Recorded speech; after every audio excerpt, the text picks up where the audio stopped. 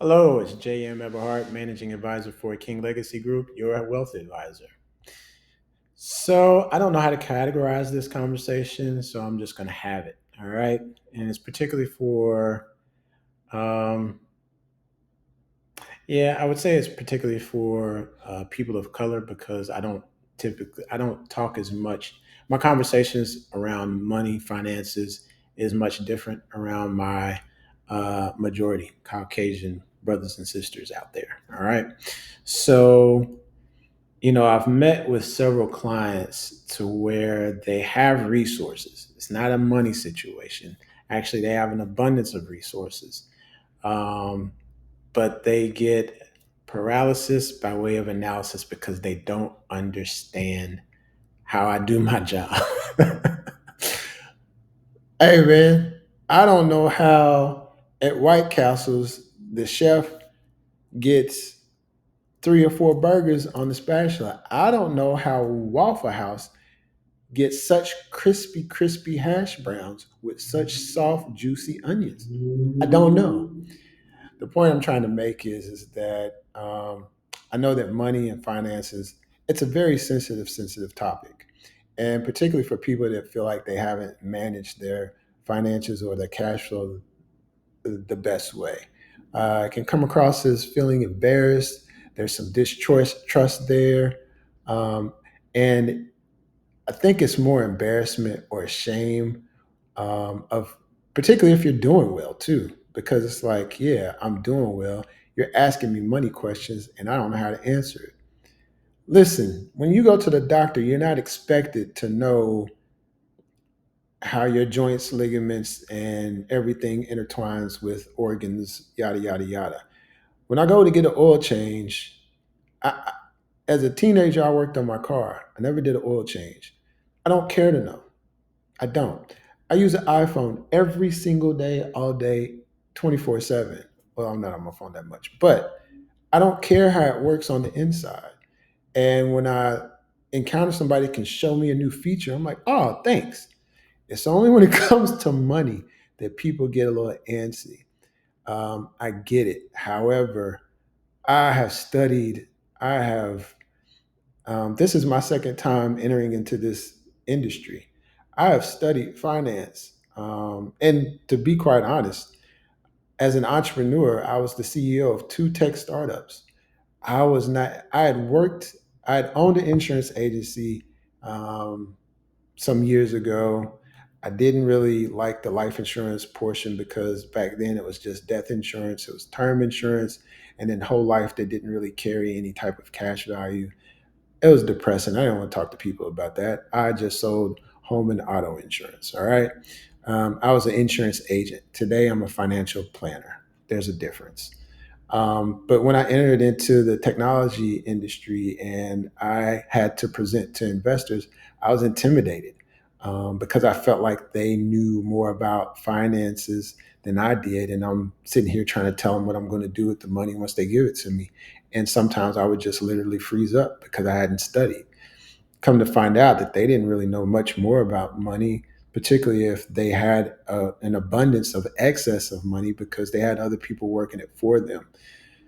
Money is one of those things we're not taught in this country how to manage finances or probably anywhere in the world because there are systems in place to make sure that people that understand maintain a certain degree of power, right? We're not out here trying to accumulate power to, control systems and people or anything like that. Most of us just want to control our own destiny and create the life that we desire to live, right? So, with that, receive the help. Receive the help from any professional, a professional like me, somebody else that knows what they're doing with the money. Now, I will say that sometimes I get really passionate because I see the opportunity there. And I'll just, I'm like any other professional. I'll start talking in jargon. Oh, well, you'll just do this and I'll see it glass over and I'm like, dang, I messed that up. Here's what I meant. You know what I mean? And that's just passion coming through. And I'm getting better at that. However, I just don't want people to continue to make the same mistake over and over again of not wanting to talk about finances because you may be embarrassed. Listen, I have seen some terrible cases when it comes to money. And I was so happy and proud of these people for just saying, hey, this is what it is and this is what I need done.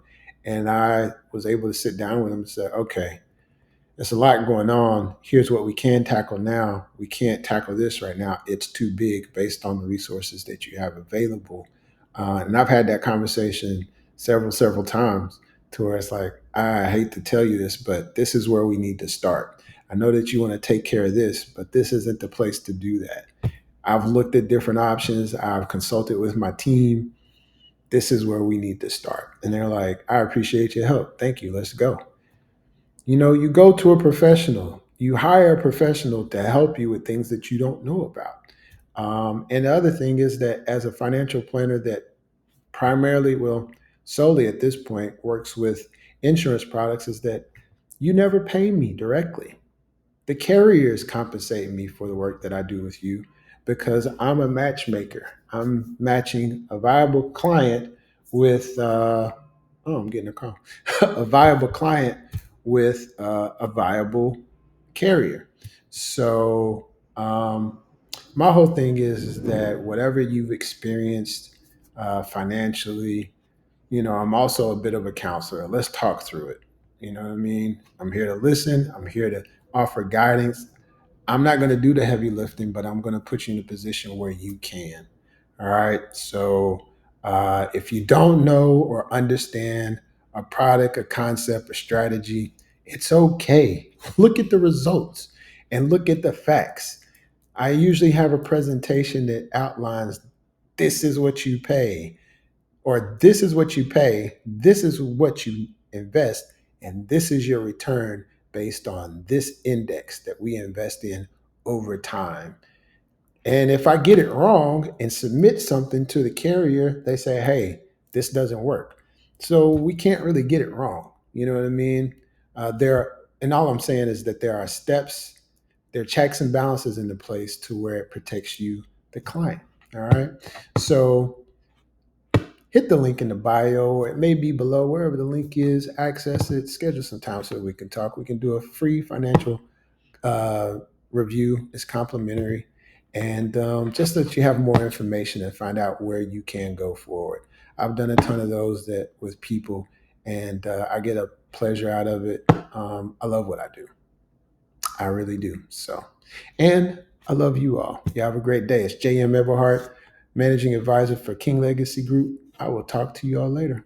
Love you. Bye.